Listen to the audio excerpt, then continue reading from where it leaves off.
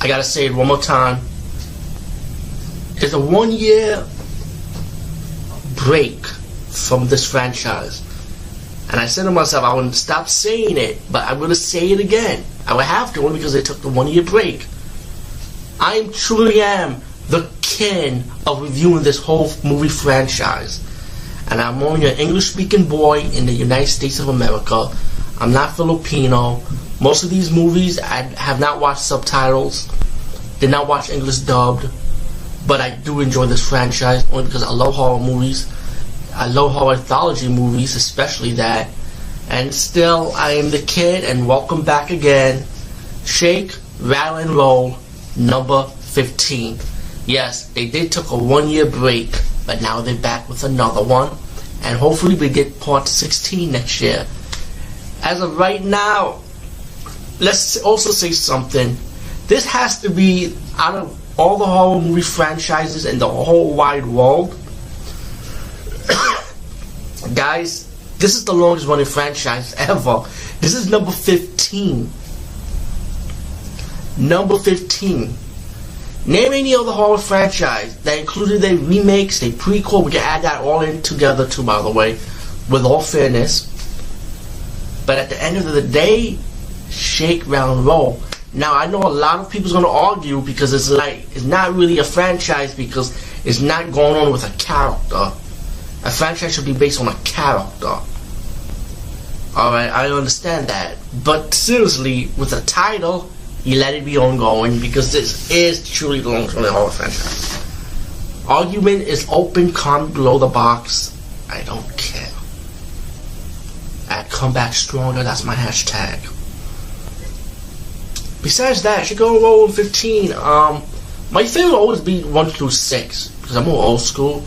After that, I still enjoy it, but then I felt like maybe around 10, 11, 12, 13, and even 14, it was kind of slacking to me, but still, I enjoyed it. Not as much as the first 6 I talked about. And also, one more time, if anyone wants to see all my horror franchise reviews for Shake, Rattle, Roll, please check them out. I did review every single one. I am the kid. Okay, let's get rid of Shake, Rattle, Roll 15. This is the latest installment.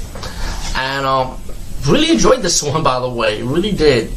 Like, you got your first segment, right? And again, no spoilers, because I don't like to ruin spoilers on Shake, Rattle, Roll series, especially anthology horror.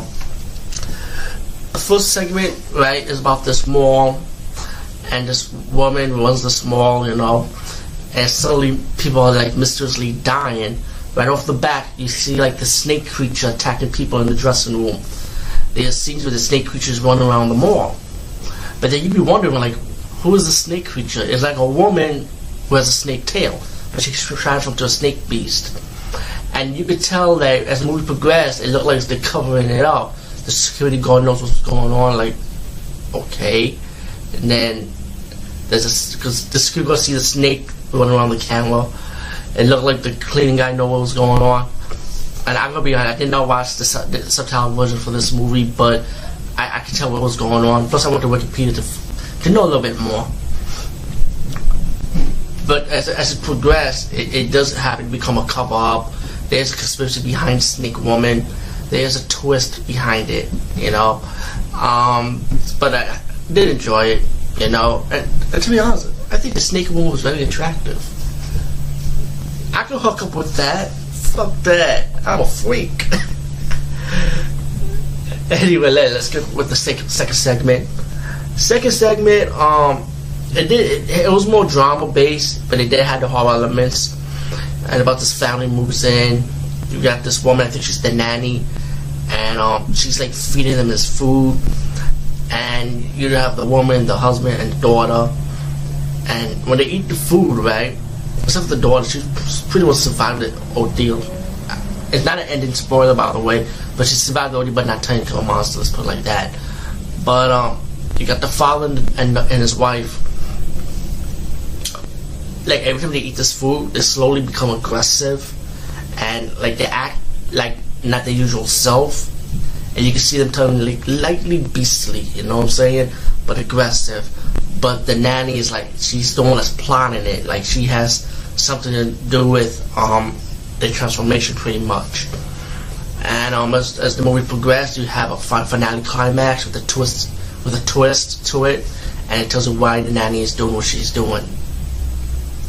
And then we get to the third story, which is like my favorite because it kind of takes me back to Shake, Rattle, Roll Part 3. Remember Shake, Rattle, Roll Part 3 when we had that green monster from the sea and how it comes out of the toilet? It's kind of rip off the gimmick from Ghoulies, but I really did enjoy that puppy sea monster. Well, of course, Shake, Rattle, Roll now is mostly CGI. So in Part 3, right? In Shake, Rattle, Roll 15, segment number 3. We get to the a scene when people are in the airplane, and later on the plane ended up being hijacked, and later on you got another scene with the woman being pregnant with a demon baby. But even before that scene, it showed you like a flashback scene when the woman was dreaming, and she see this demon like pretty much made out with her. That's how she got pregnant by the demon man. Of course, what other way can you get pregnant? Anyway, once she gets pregnant with the demon baby, right? The demon baby started attacking people, while the hijackers like wondering what the hell's going on. And then it's funny how the woman started turning with the hijacker because he got the gun to thinking that he would help them out. But besides that, I like the CGI demon baby. And it's a pretty strong CGI demon baby because you got the little tail. He can strangle this guy with his little tail. I was like, that's one strong demon baby. But the demon baby was funny. He started attacking people and people start screaming. It's pretty much survival on the plane up in the air. And of course the demon baby, it tells you why the demon baby becomes aggressive also, while it becomes calmed down a bit. And as a few survivors, it does have a little twist ending. But besides that, Shake, Rattle, Roll 15, I liked it. I really did enjoy it.